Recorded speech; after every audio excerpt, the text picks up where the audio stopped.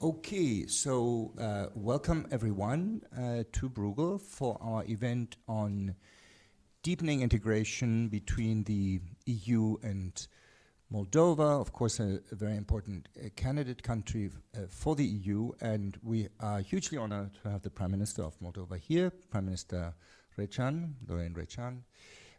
So Prime Minister Recean has had a long, very distinguished career, mostly in the public service in Moldova, but he was also an academic. I'm very happy to say he has a PhD in economics, which enables him to make all the sensible decisions. So it's great, sir, that you were able to come. You know, the idea is to have a dialogue about Moldova, its economy, its accession to the EU, and what the EU can do to support it. And so to help us with this, we have two fantastic panelists. We have Gert-Jan Koopman, who is the Director General for the European Neighborhood and Enlargement negotiations. He's been in this job since 2023. He was previously famous as DG Budget in the Commission. And we have Katarina Björlin-Hansen, who is the head of Moldova for the EBRD, the European Bank for Reconstruction and Development. And the EBRD, as it's supposed to do in its mandate, is, I believe, the largest foreign investor in Moldova and a critical pillar for the international integration of Moldova. So we're going to do the following. We will give the Prime Minister the word for maybe 5 to 7 minutes to give us a sense of where Moldova stands. We will then invite comments from both Mr. Koopman and Ms. Björlin-Hansen. And then I may ask some additional questions. Go ahead, Prime Minister. Thank you very much for organizing this meeting and for the opportunity to tell everyone about Moldova, about its plans, but also about the opportunities that Moldova is creating together with the help of EU member states, with friends of Moldova from the Commission as well. I'll mention here Gert-Jan. Gert-Jan, it's not that you are just helping Moldova, but you and other Commission people from the Commission are. We feel like having an emotional stake in making Moldova a much better place. Look, we went through the last 4 years through different crises. That was, first of all, in 21, we had to recover from the COVID pandemic, and then the energy shock, energy prices shock in 21, and then it has been exacerbated by the Russian invasion in Ukraine. This also brought disruptions into the supply chains to Moldova. Then every second year we have had drought, including last year, 2024, and we achieved to stabilize the economy. But then, together with European Union, we convened on the what we call the growth plan for Moldova. This is an investment from the Commission of 1.9 billion euros that is meant to attract another 2.5 billion, and with that investment to boost economic growth of Moldova as to double its GDP in 10 years. This is very ambitious.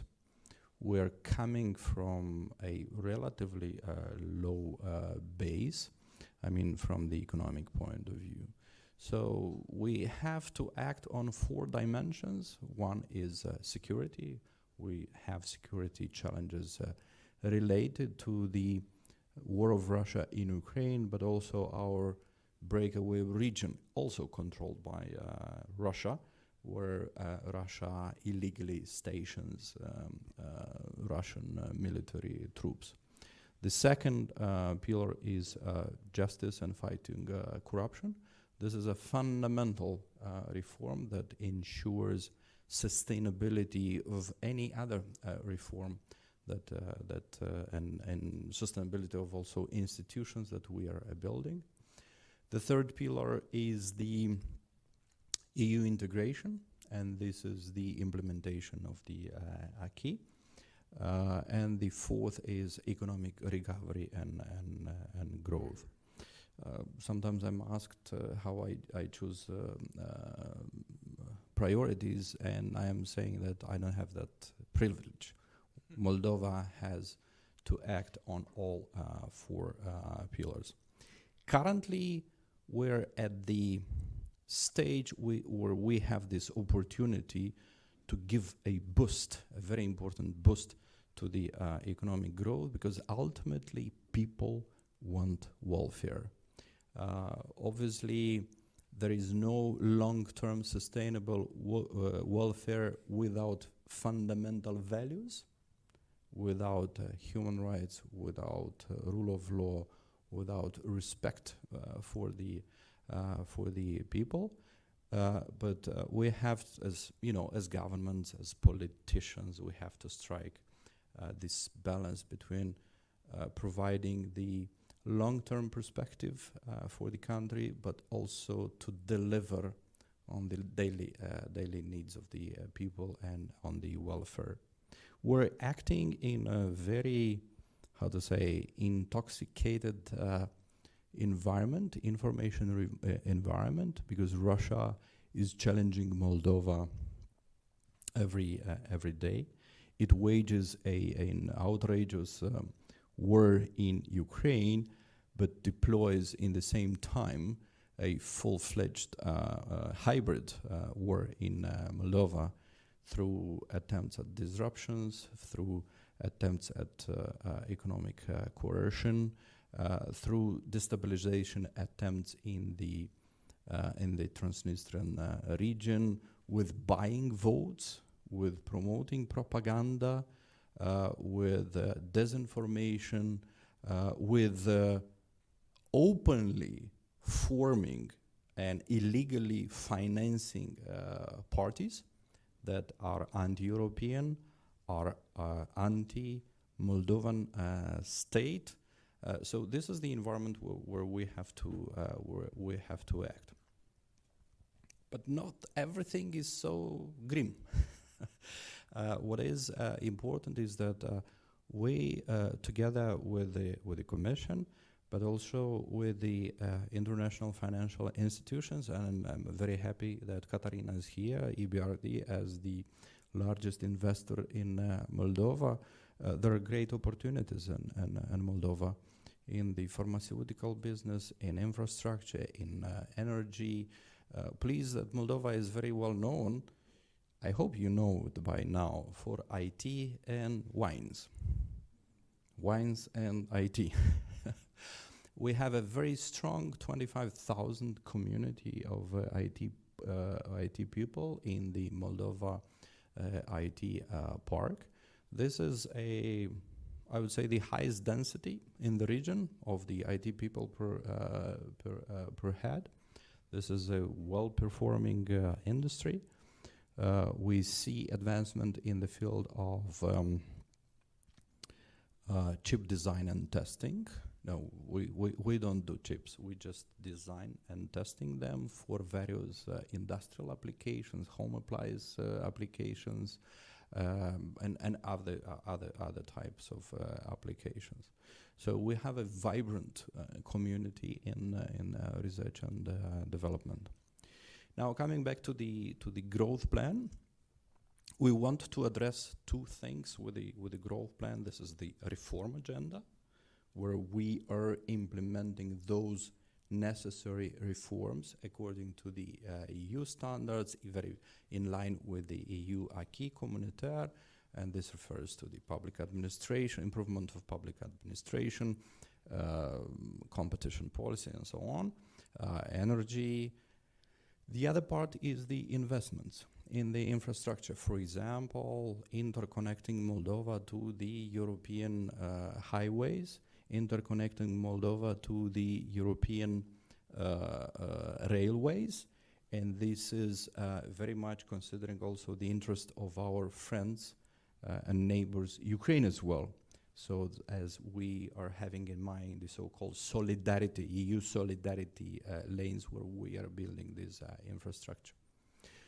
We are moving, I think, very dynamically in energy resilience and energy transition. Since 2021, we increased the share of, so back in 2021, only 3% of the energy consumption was covered by the renewables. This April, we reached 36% of the April consumption was out of the renewables from Moldova. Also this April, we completed an auction for 165 megawatt capacity, 105 on wind and 60 on solar. The other year, the next year, we will be auctioning an additional capacity. Currently, the limitation is the balancing capacity, but we will recover it as well. And this is a great opportunity for investment, and not only for Moldova, but also for the northeastern part of Romania and southeastern part of Ukraine.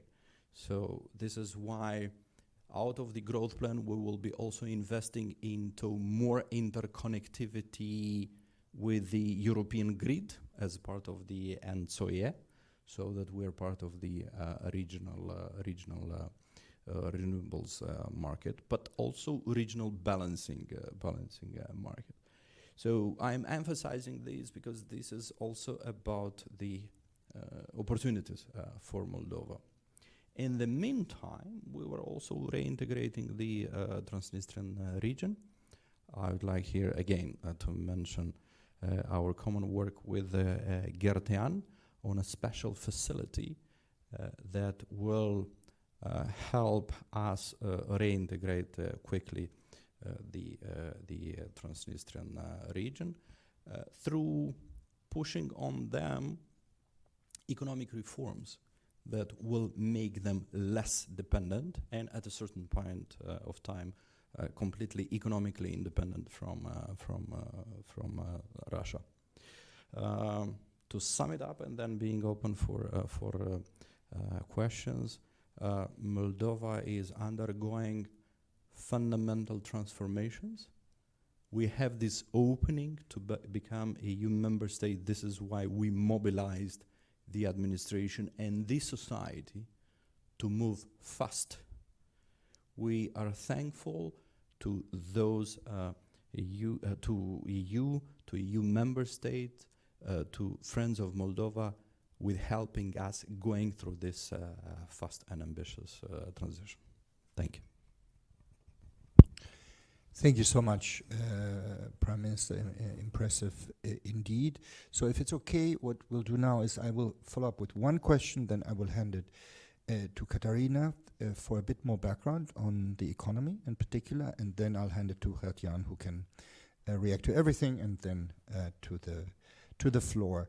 So my main question, I guess, is, we are very concerned in the EU with obviously Russian influence and disinformation in areas that are geographically closer to Russia, and also I think more generally with far-right populism, which is a broad phenomenon that is everywhere in the EU, and it is potentially very explosive and anti-European. And so my question is, I guess, that the extent to which Moldova can withstand these pressures depend a bit on whether EU accession and the process before that delivers tangible economic benefits to the population. And so my question is, are you confident this is happening? So this is partly a question about the pace of accession negotiations. Are they fast enough? And then also whether the accession process, even before accession, will bring sufficient benefits, and whether the benefits that it does bring, like, for example, access to the single European payments area, is sufficiently visible and concrete from the Moldovan perspective? Thank you. Obviously, we stated, both of us before, that citizens expect welfare to increase, citizens expect benefits to come up as soon as possible, and some of the people in Moldova already feel it in the roads infrastructure, in the energy saving programs that we offer to the individuals. They see it through the investments and guarantees and different incentive schemes for the SMEs. They see it through the European companies that are working in Moldova and hiring Moldovans.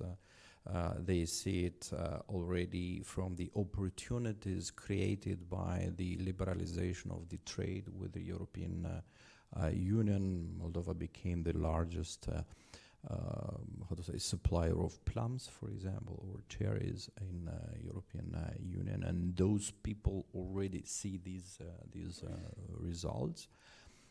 Okay, we have the other side of the story where Russia is spending a lot of money in propaganda and distorting the messages about these benefits. Imagine that Russia spends the equivalent of 1% of GDP in propaganda, in vote buying, and stuff like that, in order to distort the reality in the minds of our people. If you would do a comparison with 1% of GDP of France, for example, is 33 billion euros. Imagine that you have such a spending on the French minds, as you say. But we learn fast, we adapt fast, we mobilize the society. We still are seeing a scaling up of Russian propaganda machine and influence machine, and they are preparing for the upcoming elections. But from the other side, we're doing our part too. The accession process and its dynamics is also a very important component of this capacity of ours to convince people and to project a future in peace and security and welfare as a member state. So this dynamic is very important. Events like these days with the Association Council are also very important. The way we will be opening the negotiations and the dynamics of it also will help, but also is very important for those investments that we agreed with the EU in the growth plan to move swiftly, and this will show to the people the benefits. Thank you. Katarina, give us a bit of background on the Moldovan economy and your role in it. Thank you very much. First, I would like to say that I agree very much with Prime Minister Recean, and we need to build welfare for the Moldovan population. And the way to do this is to focus on the interface between the EU accession and reforming the economy. It's true that we have seen low growth rates of the economy over the last few years, but this is mainly due to the energy shocks, which is completely outside the control of the country. Inside the country, you get a completely different feel about the economy. It's really bubbling. And I'd like to give you a couple of snapshots of what we see as EBRD in the country. So the EU accession process and the growth plan for Moldova are the two most important drivers of the economy as per today. So traditionally, Moldova traded eastwards. As per today, more than 50%, actually 54% last year, went to the EU. This is a great transformation of the economy to start with. The second largest is Ukraine, about 11%, which is all friendly neighbors. Now, this increasing economic integration with the EU markets is a really important link in the accession process.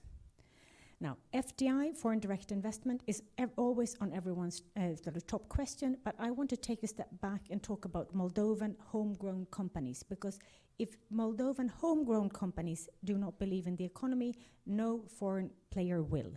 And I have to say that Moldovan companies are really believing in their economy. We see lots of investments. We see investments in enhanced production capacity with the focus on exporting both to the EU and to Ukraine. And we see a lot of investment into energy efficiency measures to address the energy crisis. So this is absolutely great. So when we compare the first quarter in 2024 with the first quarter of 2025, investments actually increased by a quarter, by 24%. It's an enormous improvement, and it's really encouraging to see. So back to foreign direct investments, which are the key sectors? Invest Moldova, Moldova's really great investment promotion agency, has defined a number of sectors where they focus on, and I really concur with them. They have really picked the greatest one. Prime Minister Recean has already mentioned IT technology, where Moldova, in addition to having lots of very qualified staff members, also have a very beneficial tax regimes for foreign investors.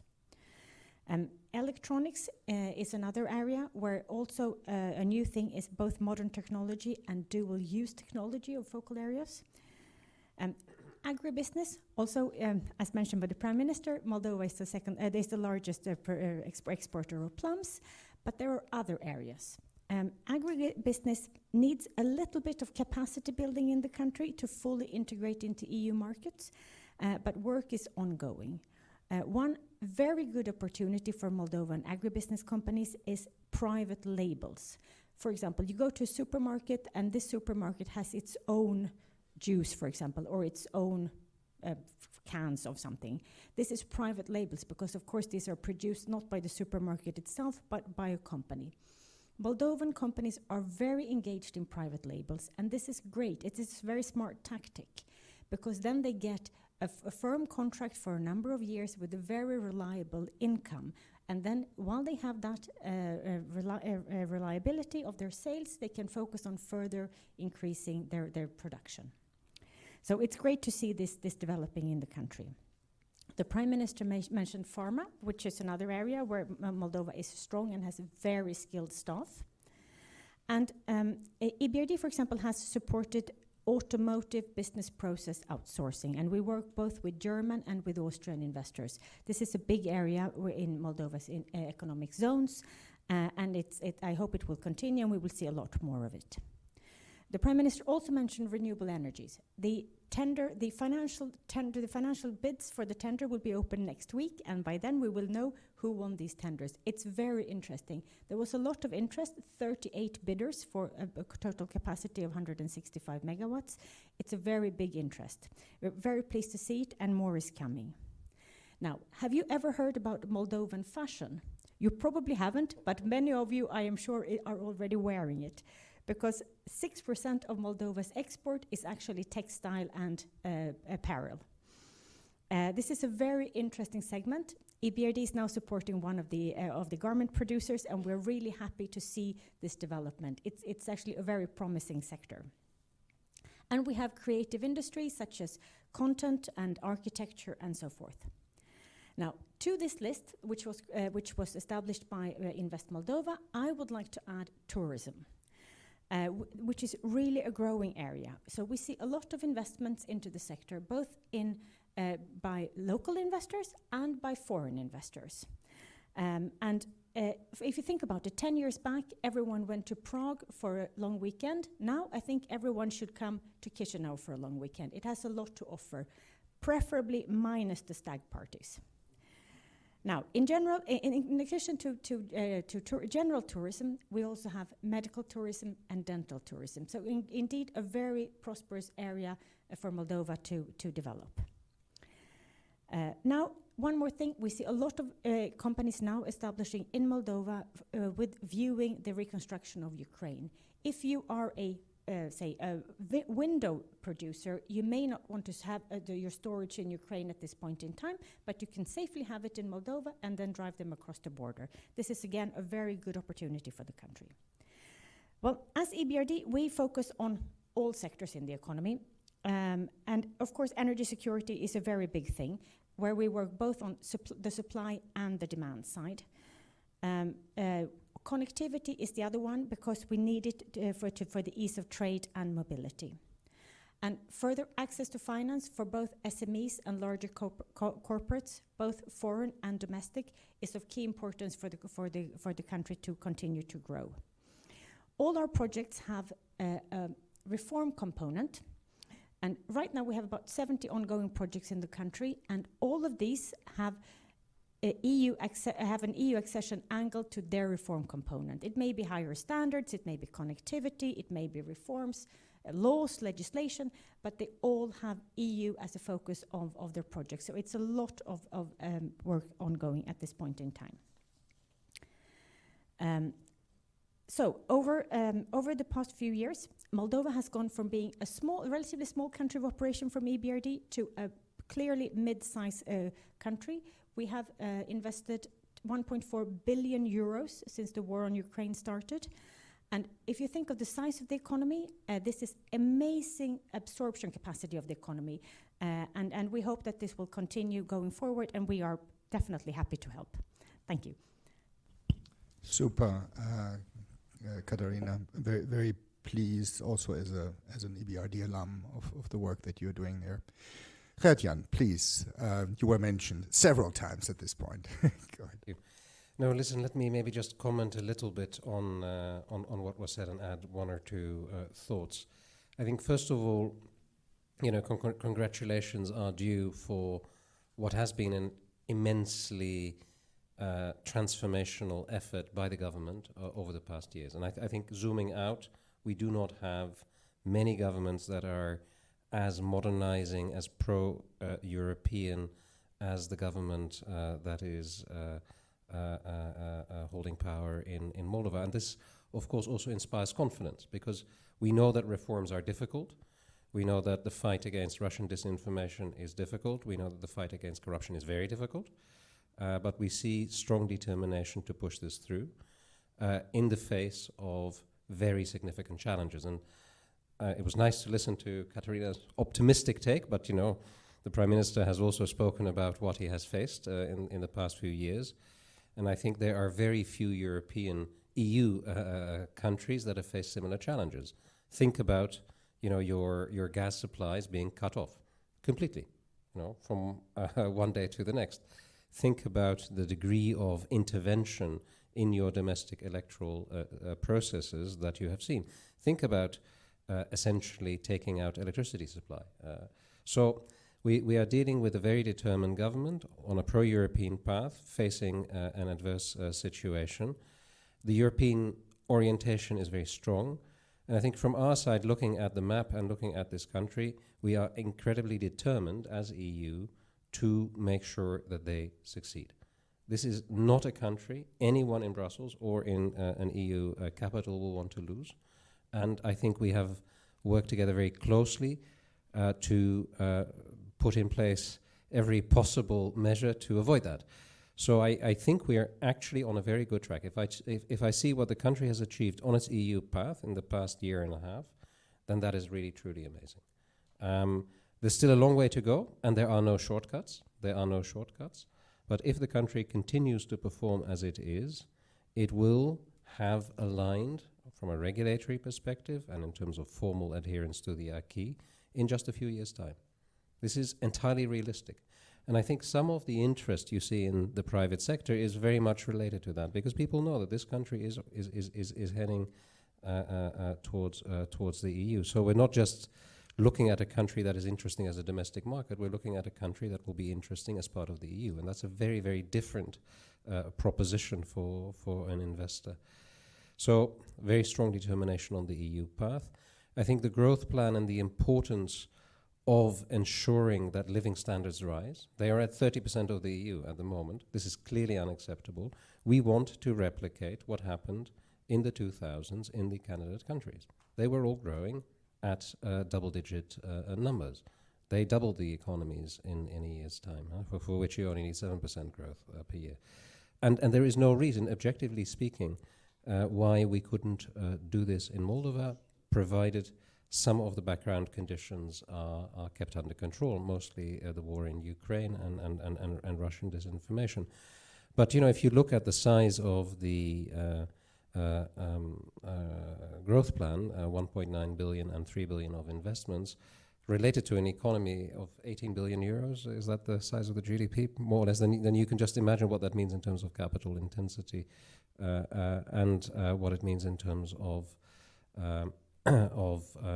strengthening the supply side of the economy alongside the reform. So we think the conditions are actually in place, and you don't need to have a lot of things playing out as you would want them to achieve these results.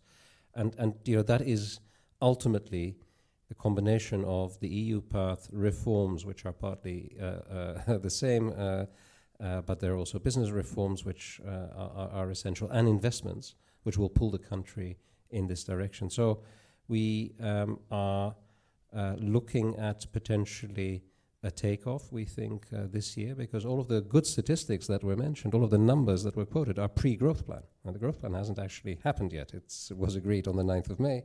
The money is flowing now, and implementation is about to start. So that is a turbo booster of what already was a very promising effort. Final point. Of course, a lot can go wrong. And the thing we're all very focused on is avoiding that the elections in September are bought.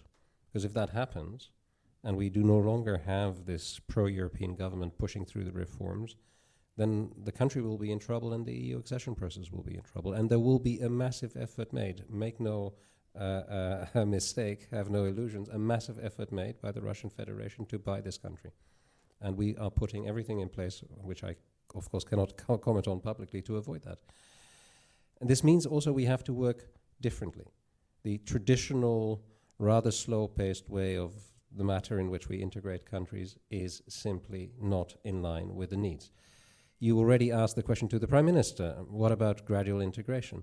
Well, that is actually a hallmark of the growth plan. There is no time to lose. So what we're doing on energy, what we're doing on the payment areas, what we're doing on industrial goods, all these things will happen in the next year and a half. And even then, you can ask yourself, is this fast enough? This is the one thing that keeps me up at night, that we have the right policy, but is it going to be right in time? I think we really have learned our lessons from the Balkans. This can no longer be tolerated, this slow-paced process. So speed is a quality. Speed is a quality. The government is determined. We are determined. And if we manage to get the show on the road this year, we avoid the elections derailing in September, then come the end of the year, we are likely to be in a very good place. And the discussions we will then need to have, because also the screening process will have been completed, we will hopefully have opened all of the negotiating clusters. The conversation we will have is a conversation about where it goes from there. And then we're not talking 5 years, we're not talking 10 years, we're talking a much smaller number of years. Which brings me back to the economy. I think this is really what people who operate in the economic space and who are looking at the country as an investment proposition want to see. And therefore I'm actually really optimistic. If we manage this, then this perspective on doubling the size of the economy is going to be realized beyond a doubt. Thank you. That's right. So to all investors on the call, get in there now while things are still relatively cheap after what you heard about expectations here. So, I mean, there's clearly a sense that this extraordinary pressure that you are under cuts both ways, right? So on the one hand, it makes life much more difficult. On the other hand, it has also accelerated transition in a way that was unimaginable before, and that certainly has no precedent in the EU. And at the same time, we seem to have learned from our own mistakes in other countries in the Balkans. Maybe can you just say a bit more in a formal sense? So you mentioned that the chapters of the acquis, you expect them to all have been opened later in this year. And so what is our expectation then on how in a formal sense the negotiations proceed? Well, technically, this year is the year where we would be opening all the clusters which contain all of the chapters. And for that, of course, two things need to happen. One, all of the technical work needs to be done. And for this, we've set up a process with the government that effectively would get us to this point by September, which, if I compare this again to the Western Balkans, is 2 to 3 times as fast. Even faster than Albania, and Albania is already much faster than the other countries in the Western Balkans. So it's going very fast, but it needs to be done rigorously. And as I said before, we cannot afford the luxury of any shortcuts. There are no shortcuts. All of this has to be done 100% right. And up until now, that has been the case. So we are looking at another few months of incredibly hard work with some of the Prime Ministers, Deputy Prime Ministers, basically living in Brussels, who come here. No, but it is important to realize this is a massive commitment of the government to make this happen. So they're here all the time, and they're making progress. This is step one. Then the second thing that needs to happen is that the process in the Council needs to complete. And that there is a formal opening of these negotiations, which requires a decision by our 27 member states. We will certainly be recommending it. There is a link here with the negotiations of Ukraine, where we know there is one member state with hesitations, and no one wants to put Ukraine in a situation where, despite good performance, they are left behind. But at the same time, you sense the clear determination of our member states to ensure that there are no material delays in the accession process. So I would expect that materially will be done by the end of the year with this first phase. Then what happens afterwards is essentially filling the gaps, because what this first phase does is essentially tie up for the clusters what needs to be done in terms of the accession negotiations. And that conventionally would have taken 3 to 4 years. It's going to go faster in this case, maybe twice as fast. We will have to see. That's the hard work, because then everything has to be put in place. But it's not unrealistic to assume that if the pace continues, then technically we could be looking at completing this work by the end of, say, 2027, maybe a little bit earlier if they really continue to sprint.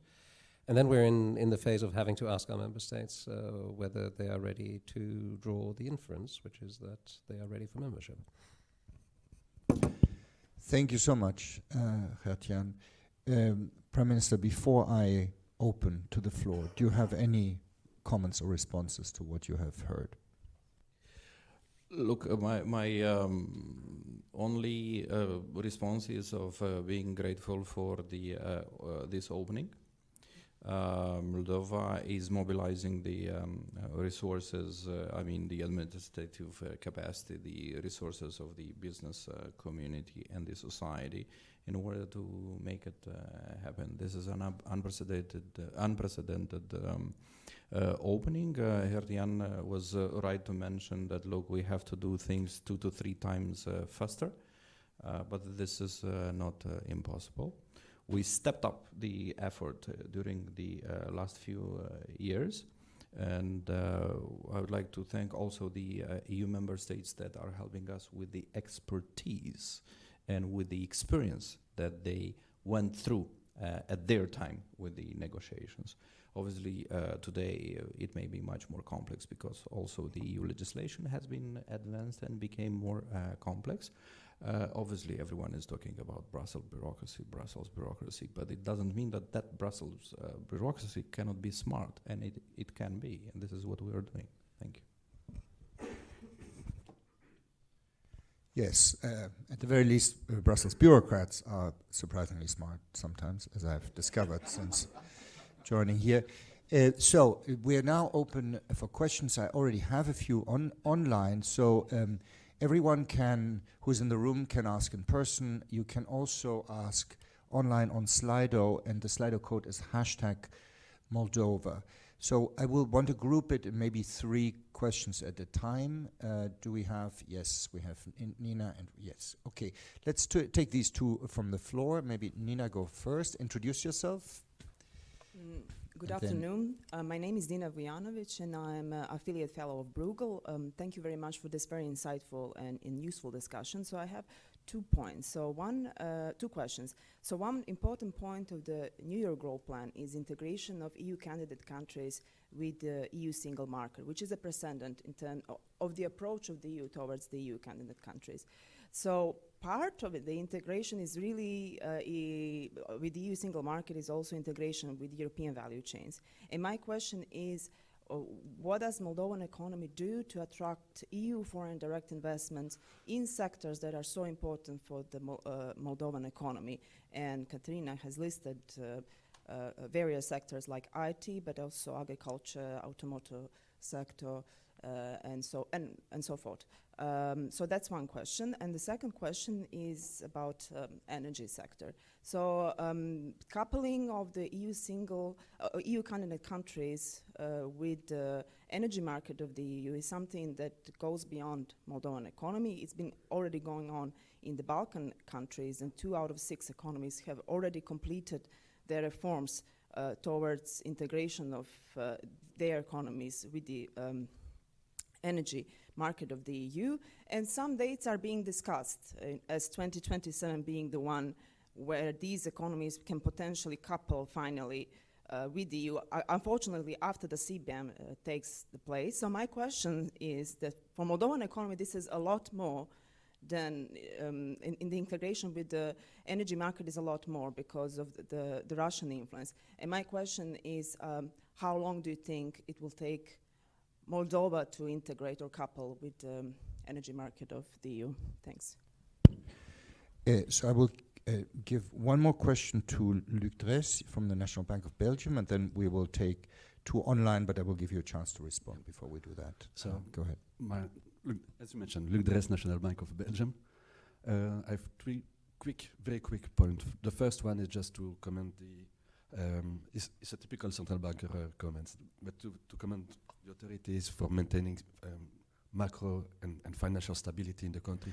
Luc was also alternate executive director at the International Monetary Fund, which is why he naturally starts with macro and financial stability. So both fiscal, inflation, financial system are also important to build a growth path for the future. The second point is that when you go to Chisinau, you see many friends of Moldova, all the international institutions, the EU, obviously, with now the growth plan and the accession as the backbone of the reform for the country.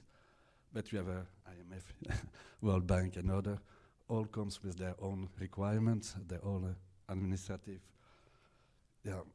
process. And how can you deal with this, given your administrative capacity? And maybe a little bit of color on this would be useful. And the last one, very quick.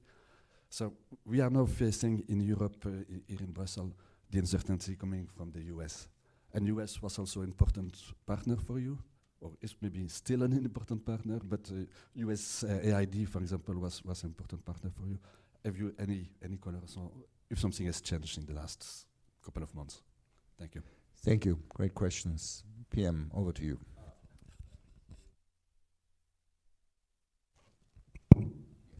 Now it works. Thank you. So what Moldova does to attract investments into these prospective fields? First of all, we have a strong program in positive aggressive terms of debureaucratization, so that business feel welcomed. We have a very active investment attraction agency. There we have even a service, it's called Business Nanny, so that it guides larger investments throughout all the necessary steps to quickly set up shop in Moldova. What is very important in this sense is to make these programs available to the business community to come and to invest. But I think what we've seen also with the Moldova IT Park is not so much about the taxation rate.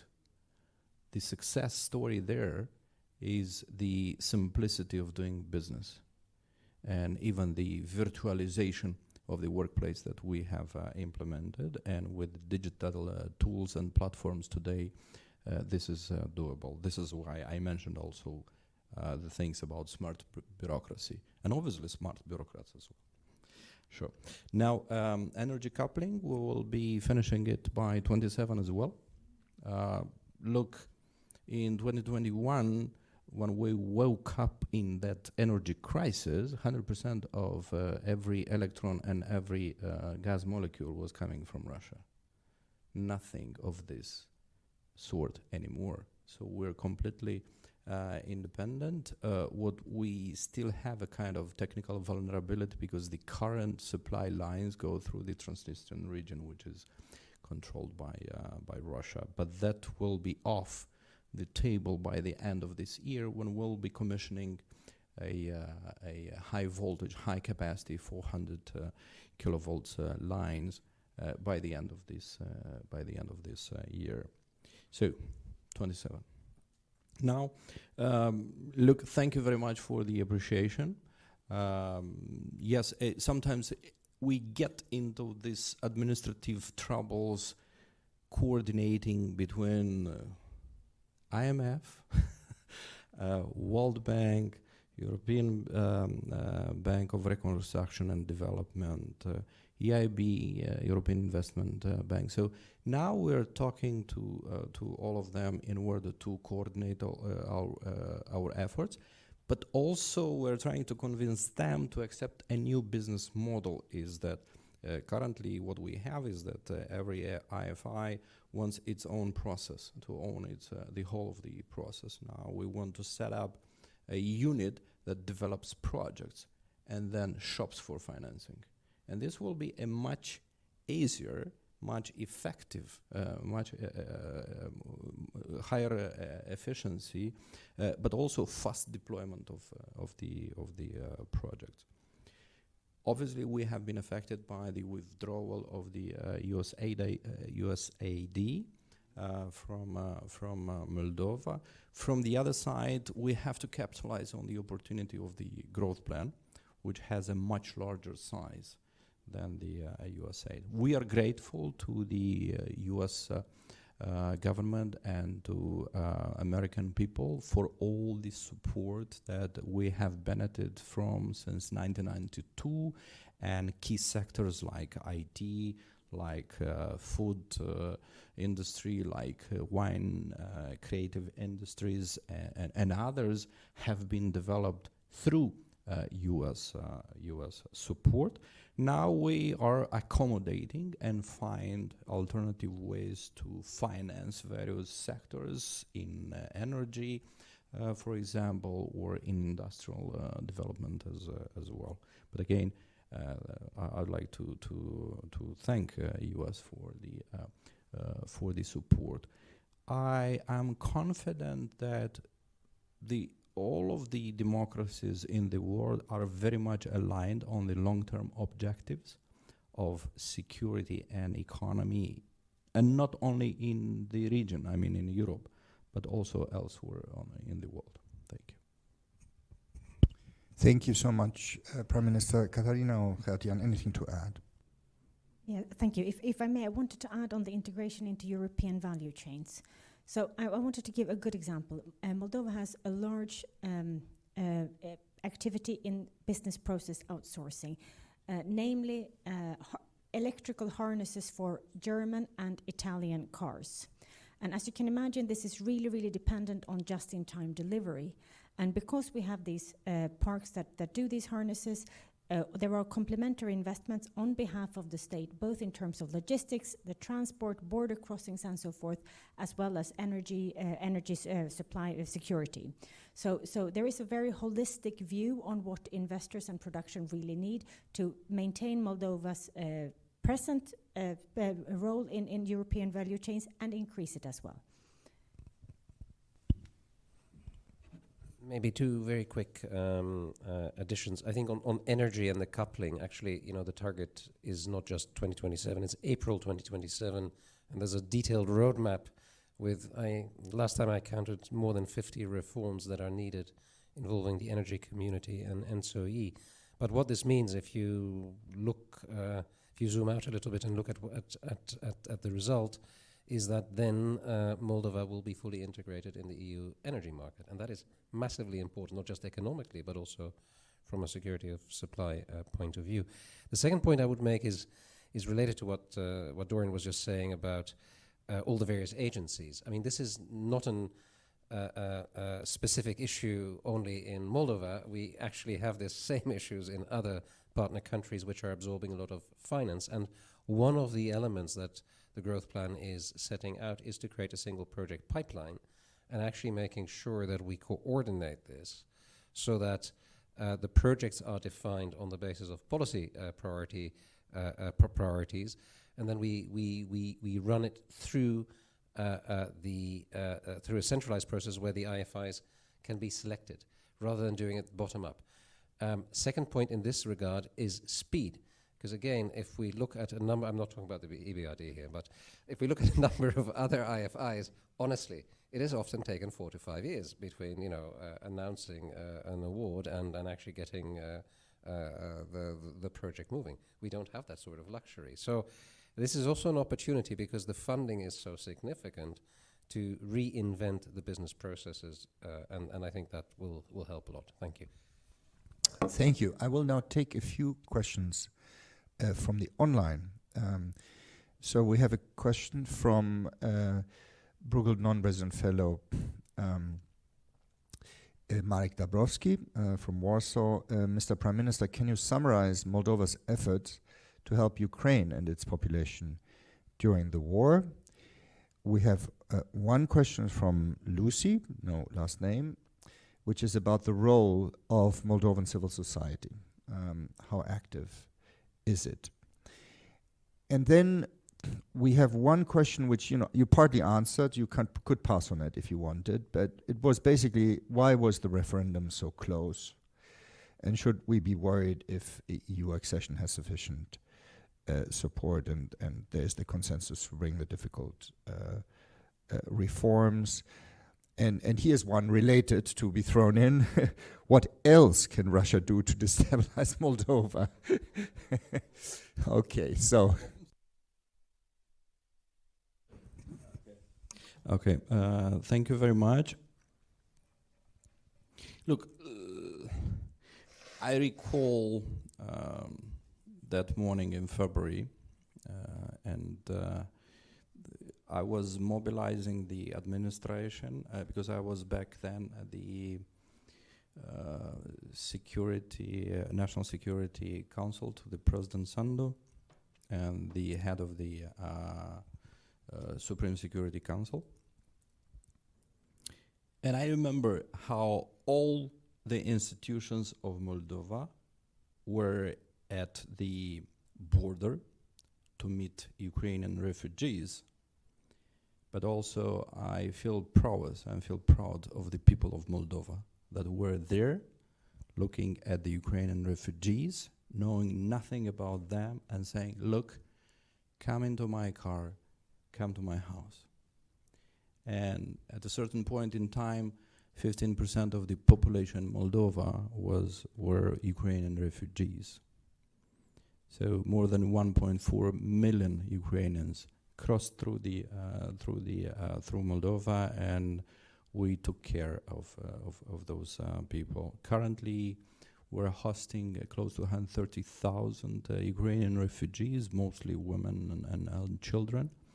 And we are making sure that they feel like at home, that they are integrated into the society, into the social services, educational services, labor market, so that they feel well in Moldova.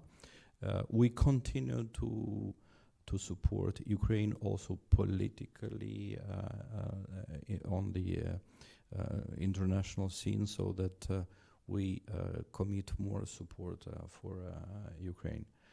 So this is what Moldova does, and will evolve also into our effort of adjusting the legislation and implementing the legislation.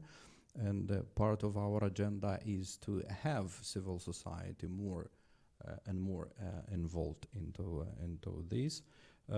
This is our feedback, also loop with the society at large as well.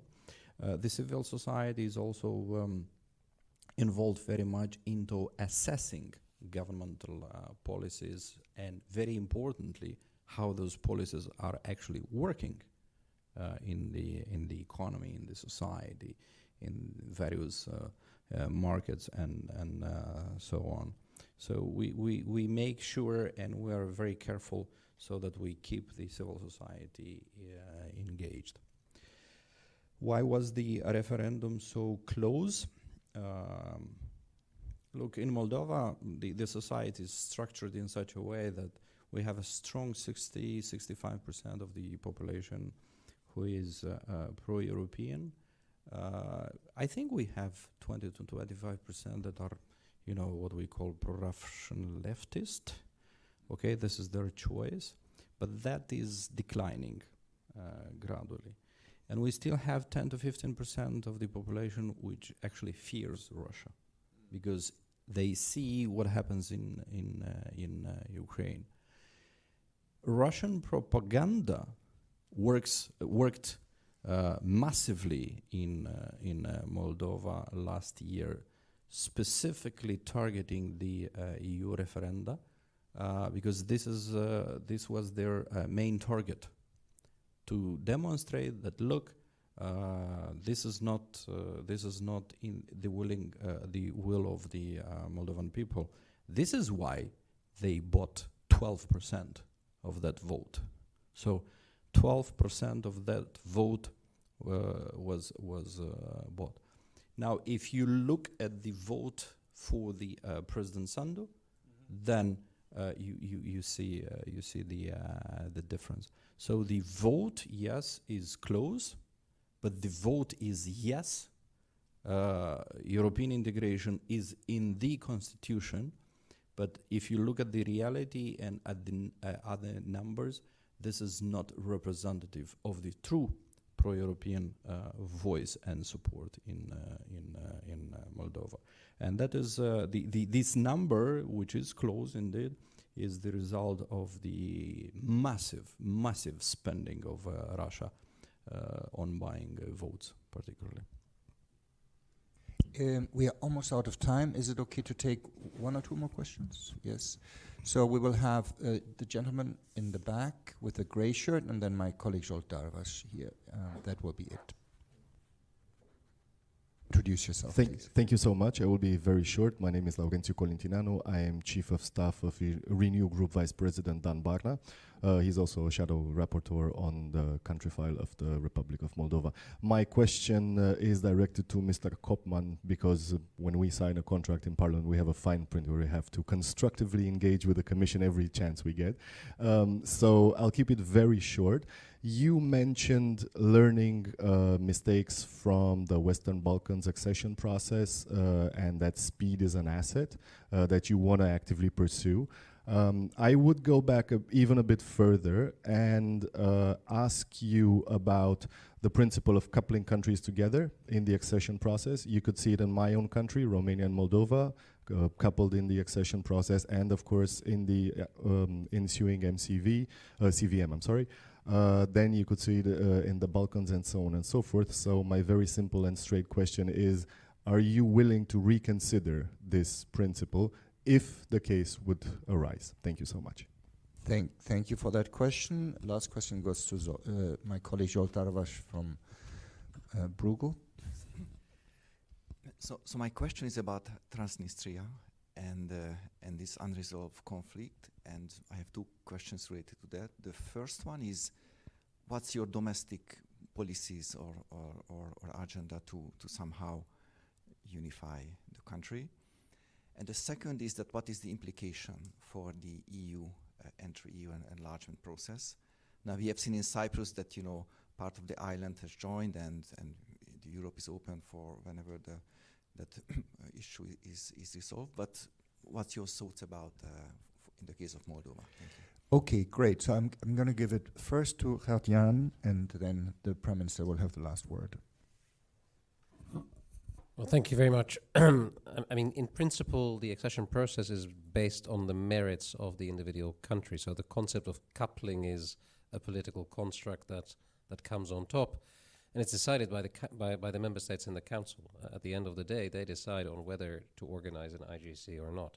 We want all of the countries that are ready to advance as quickly as possible, and that is certainly also true for Moldova. There seems to be a willingness to advance the countries formally at the same pace at this juncture. What I have been very clear about is that whatever happens, materially, we cannot afford delays. And as we speak, we have, with the help of the presidency, managed to ensure that the work continues, so that the objective which I mentioned, namely that all of the clusters should be opened by the end of this year, remains entirely feasible. So I think we're on track. We are working very close with all the institutions, but also now together with the European Union to gradually reintegrate the Transnistrian region. Already more than 80% of their trade outside the country is with the European Union, and most of the remaining is with the right bank, with the mainland Moldova. So we encourage the business and the society in Transnistria to reintegrate through our policies. It should not be a problem for the European accession, because what we are right now doing is also opening the opportunities of the European Union to the companies and to the society on the left side of Nistru. We see an exponential increase of the demand of the people in Transnistrian region for public services on the right bank, particularly educational services. So we see more and more people from there sending children on the right bank in the kindergartens and in the schools to study in Romanian, actually, and to be integrated in the whole of the Moldova. Now we see that what Russia meant to do to destabilize the country and to inflict a conflict between the both banks of the Nistru actually proved to the people in the Transnistrian region that Russia actually doesn't care about them.